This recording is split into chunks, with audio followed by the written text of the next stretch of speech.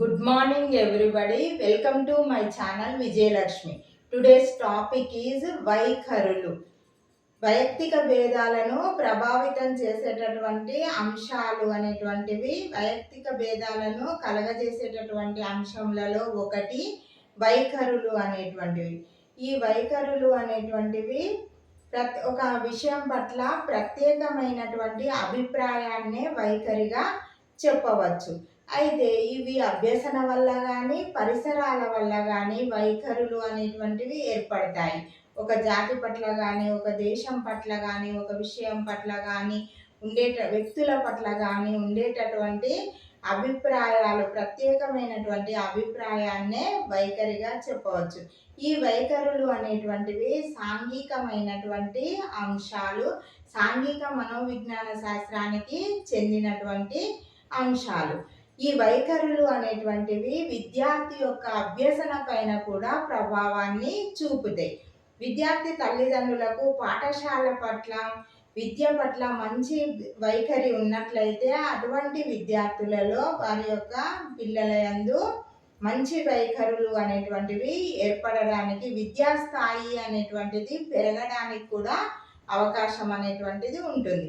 అయితే వైఖరులను గురించి వివిధ మనోవిజ్ఞానవేత్తలు వివిధ రకాలుగా నిర్వచించడం అనేటువంటిది జరిగింది.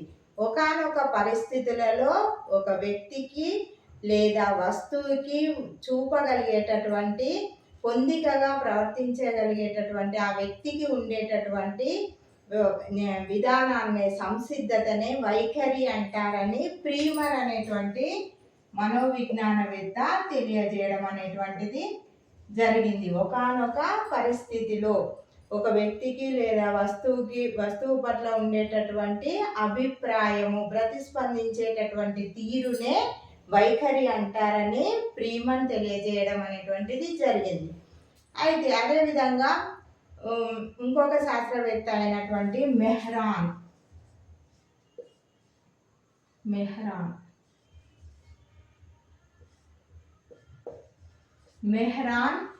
అయితే విద్యా వ్యవస్థ అనేటువంటిది పిల్లల్లో మంచి వైఖరి వైపుకు పయనించేటట్లు పెంపొందించాలని తెలియజేసినటువంటి వారు మెహ్రాన్.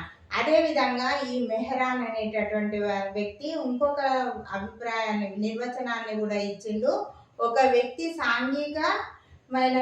సాంఘికమైనటువంటి ప్రవర్తనకు బాహ్యంగా ప్రవర్తించేటటువంటి సంసిద్ధతనే వైఖరి అని చెప్పడం అనేటువంటిది జరిగింది. ఒక జాతి పట్ల కానీ ఆచారం పట్ల కానీ వ్యక్తికి ఉండేటటువంటి అభిప్రాయమే వైఖరి అని తెలియజేసినటువంటి వారు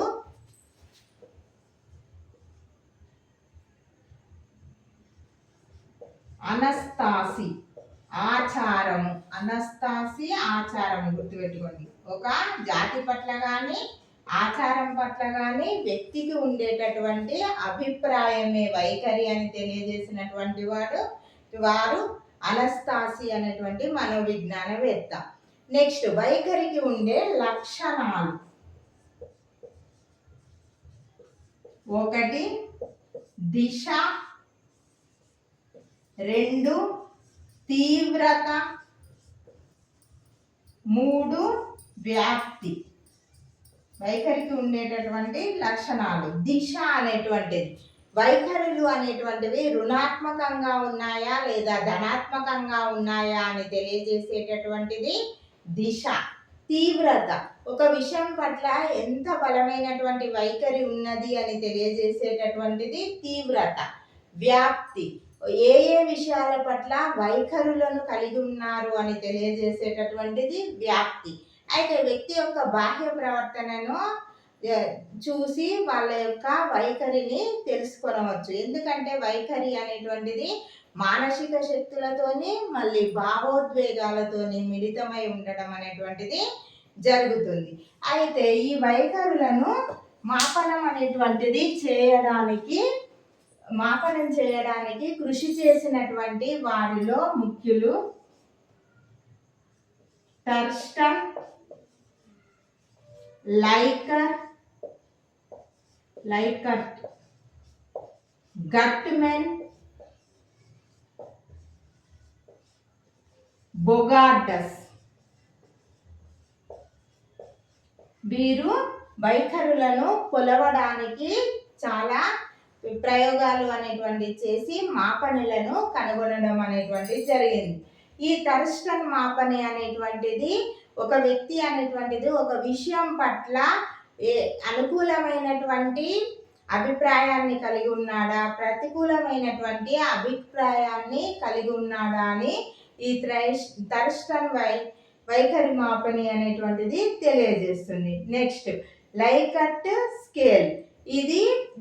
ఇది ఒక రేటింగ్ స్కేల్ మాపని. దీనిలో ఏం చేస్తారంటే వ్యక్తి అనేటువంటిది ఒక విషయం పట్ల రుణాత్మకమైనటువంటి వైఖరిని కలిగి ఉన్నారా, ధనాత్మకమైనటువంటి వైఖరిని కలిగి ఉన్నాడా తెలియజేస్తుంది. 5 బిందువులు కలిగినటువంటి స్కేల్ను ఉపయోగించి వ్యక్తి యొక్క వైఖరిని కనుగొనడం అనేటువంటిది జరుగుతుంది. నెక్స్ట్ గట్మన్. దీనిని క్యుములేటివ్ పద్ధతి అని కూడా అంటారు. నెక్స్ట్ బొగార్డన్. ఇతను కనిపెట్టినటువంటి మాపని పద్ధతి సోషల్ డిస్టెన్స్ స్కేల్. అయితే వీళ్ళు ఒక వ్యక్తి అనేటువంటిది కానీ ఒక సమూహం అనేటువంటి వాళ్ళు కానీ ఒక విషయం పట్ల ఎంతవరకు అభిప్రాయాన్ని కలిగి ఉన్నారు, ప్రతికూలమైనటువంటిదా లేకపోతే అనుకూలమైనటువంటి వైఖరి కలిగి ఉన్నారా అని తెలియజేసేటటువంటిది బొగార్డస్ పద్ధతి. నా వీడియో కనుక నచ్చినట్లయితే లైక్ చేయండి, షేర్ చేయండి, నా ఛానల్ని సబ్స్క్రైబ్ చేసుకోండి. Thank you for watching.